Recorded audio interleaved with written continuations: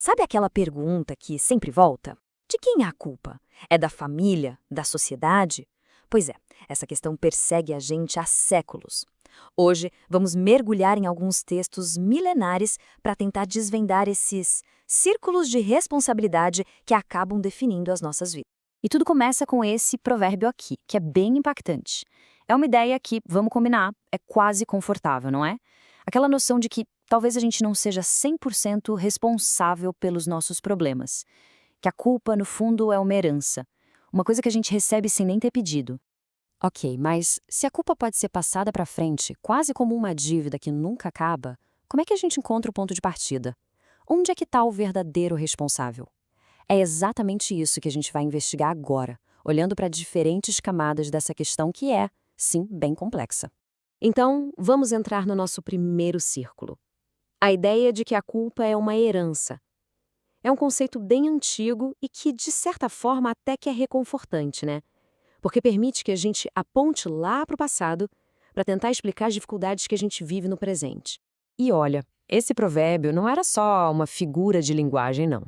Ele refletia uma maneira de ver o mundo onde o destino de alguém parecia já estar selado pelos erros dos antepassados. Era uma crença muito forte na punição coletiva, sabe? Onde a conta de uma geração era paga sem choro nem vela pela próxima. Mas aí surge uma ideia simplesmente revolucionária para desafiar tudo isso. É um verdadeiro ponto de virada. A gente está prestes a ver esse conceito de culpa herdada ser completamente virado de cabeça para baixo. E aqui está o confronto, preto no branco. O texto de Ezequiel pega aquele provérbio antigo e basicamente diz: isso não vale mais. A ideia de uma culpa compartilhada é deixada de lado. E no lugar dela surge um foco novo, super poderoso. A responsabilidade é de cada um. O ponto crucial é esse, a introdução da agência moral individual. De repente, cada pessoa passa a ser julgada pelo que ela faz. A justiça e a injustiça deixam de ser uma herança de família e se tornam fundamentalmente uma escolha pessoal. E aí surge uma tensão, né? Se a responsabilidade é só individual, como é que a gente explica o sofrimento coletivo? A queda de nações inteiras, as crises que afetam todo mundo. A resposta individual, por mais forte que seja, parece que não conta a história toda. E é por isso que a gente precisa ir mais fundo. Isso nos leva ao nosso terceiro círculo, onde o foco se amplia do indivíduo para o coletivo. Vamos entender como as ações de cada um vão se somando ao longo do tempo para criar o peso da história de um povo. Essa frase do Salmo 106 é pesada. Ela é chocante e serve como uma evidência brutal de uma coisa. Escolhas individuais, quando repetidas por muita gente por muito tempo, não ficam só no individual. Elas se somam e criam uma história coletiva que pode ser devastadora. O Salmo 106 praticamente desenha um mapa desse fracasso. Não foi um único erro, mas sim um padrão que se repetiu. Um ciclo de ações que, somadas, levaram a uma consequência nacional. É aqui que a responsabilidade ganha essa dimensão histórica, sabe? A consequência final desse ciclo todo é capturada de uma forma poética e muito poderosa.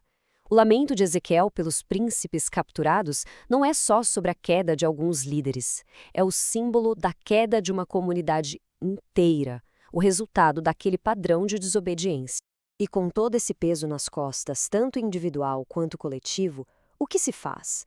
Bem, isso nos leva ao próximo círculo, a tentativa da humanidade de administrar essa falha toda através de sistemas organizados, de rituais religiosos.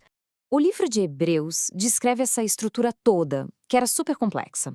Era um sistema bem elaborado, cheio de regras, de rituais precisos, todo projetado para lidar com a imperfeição humana diante do que era considerado divino. E aqui tem um ponto super importante para a gente entender. Todos esses rituais eram, na verdade, símbolos. Eram ações externas complexas, feitas para representar uma realidade interna, profundamente humana. A culpa e a necessidade de se sentir limpo de novo. Mas é aí que vem a grande sacada. O autor de Hebreus argumenta que esses sistemas, por mais elaborados que fossem, tinham um limite. Eles podiam até cumprir uma função externa, cerimonial, mas não conseguiam chegar no centro da questão. Eles não podiam aperfeiçoar a consciência, o lugar onde a gente toma nossas decisões morais. Então, para pensar. Se as grandes regras e os rituais mais sagrados têm um alcance limitado, a questão fica bem mais prática. Onde é que a responsabilidade de fato acontece, de forma tangível, no nosso dia a dia? E essa pergunta nos traz ao último círculo, o mais íntimo de todos, a esfera dos nossos relacionamentos diretos. É aqui que a responsabilidade se torna algo bem concreto.